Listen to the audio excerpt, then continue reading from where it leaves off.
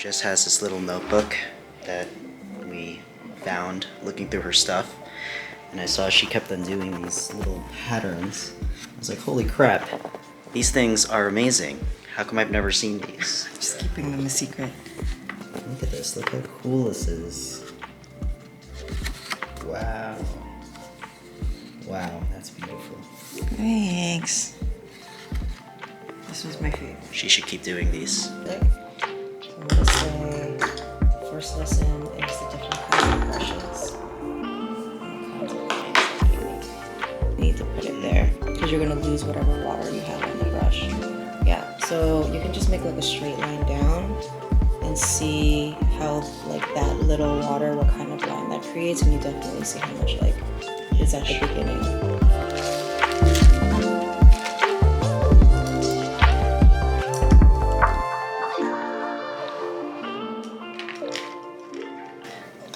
So our rubber cement dried out, and we made these little balls out of the dried rubber cement, and we're trying to bounce them into this little cup. We've been playing this for the past half hour.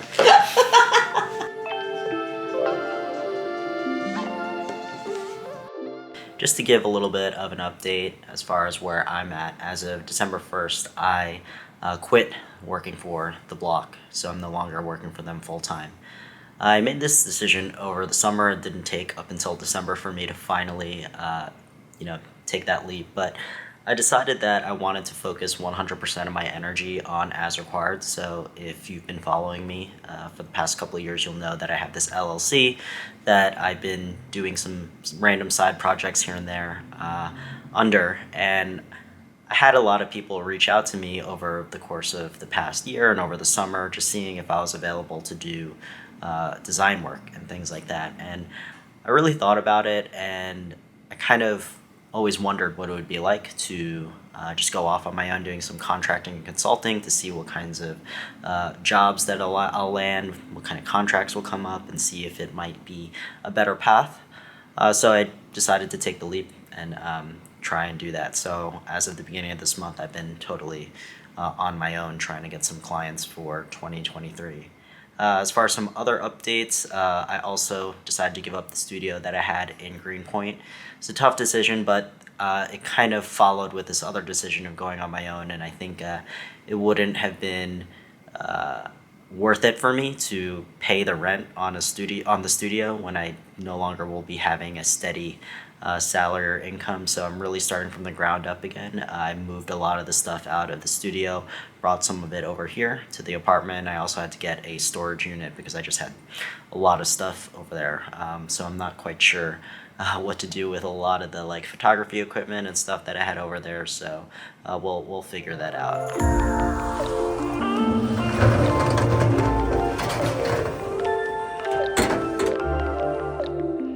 Alright, so we are here at storage. I just gave you a little bit of a look at what the storage unit looks like, and that's a combination of all the stuff we brought over from my studio in Greenpoint. And also, we had a bunch of overflow things at the apartment that we also brought over here to free up some closet space.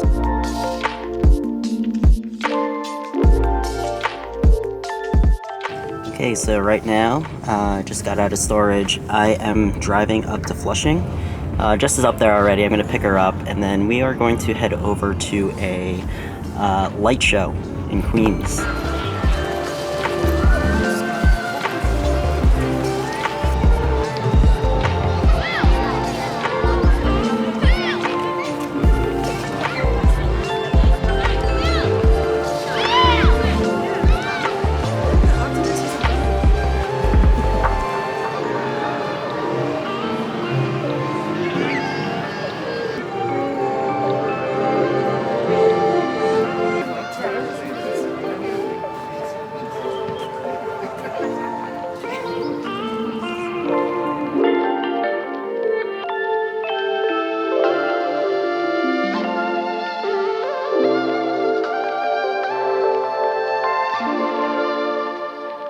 I feel like I have such an interesting relationship with YouTube because I always feel the need to want to create videos. I just don't know of what. And I'm sure a lot of other people on YouTube feel the same way.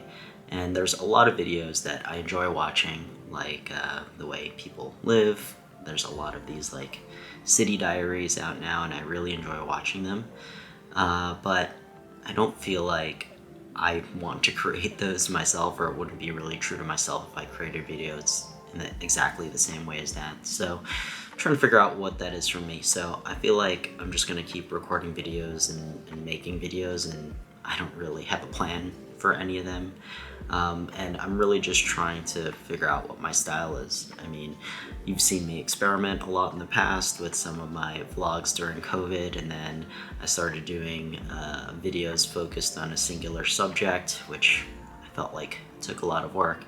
And then I started doing a lot of these journal posts, and I haven't really found out exactly what my thing is yet on YouTube. I just know that I'm just going to keep recording stuff and editing it, and what I naturally gravitate to, I'll try to identify that and zero in on that. But for now, a lot of these videos are just going to be random things that I'm recording and trying to piece them together in some kind of video, because I'd rather be creating videos and uploading videos, even if there's no like cohesive message, instead of just not recording at all and not making videos at all. I think all I really know is that I want to make videos and I want to publish more, and I'd rather be doing this than making tweets or anything like that. So it's kind of rambling on, but yeah, that's kind of what's been on my mind today. So I'm still trying to figure out my ideal desk setup, because I brought a lot of stuff over from my studio here to my apartment. And I've got a 2-computer setup. I've got the MacBook hooked up here, and then I brought over the PC, which is on this monitor over here. And I'm really excited about this one gadget for some reason, but I got it off of Amazon, and it's tucked away back here behind my monitor because it's not that pretty. But I didn't want to clutter my desk with 2 keyboards for the 2 desktops. Still have 2 mice, haven't figured that out yet. But this keyboard with this switch back here, I could switch it back and forth between the MacBook and then the PC. So if I were to type some stuff over here, you'd see that it's typing on my MacBook.